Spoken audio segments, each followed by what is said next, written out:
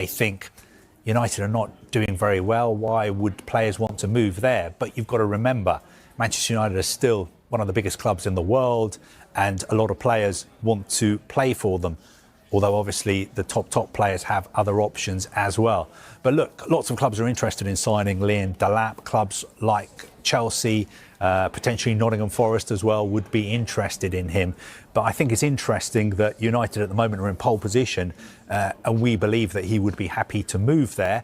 Although I think maybe we should wait and see what happens in the Europa final next week, because obviously if that money coming in, possibly Champions League. Well, I think United would be able to pay his release clause anyway. Right. It's £30 million, which in the grand scheme of things for top clubs, even in the PSR era, even if you're not in the Champions League, United would be able to afford that. But I think from a player's perspective, maybe it would be wiser to wait and see over the next few days to see, for instance, are Chelsea going to be in the Champions League and Manchester United going to be in the Champions League.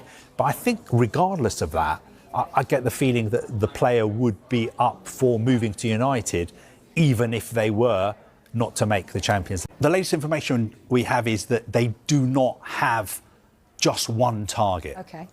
I know there's been lots of talk about the fact that their new sporting director, Andrea Berta, wants Victor Gyökeres. Prolific Sporting Lisbon striker. He's got an extremely impressive scoring record in the Portuguese league. And there have been lots of reports that Berta wants Gyökeres, and he's told Mikel Arteta, this is the striker we need to sign. Now, my information is that they haven't yet narrowed it down to one name, which means that somebody like RB Leipzig's Benjamin Sesko is still very much on their radar as well.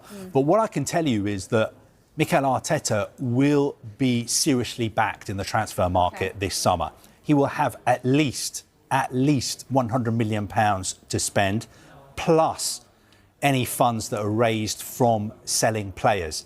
It's important to stress that Arsenal, I think, are in a very healthy position financially. They've got no PSR issues. They realise, obviously, that finishing second is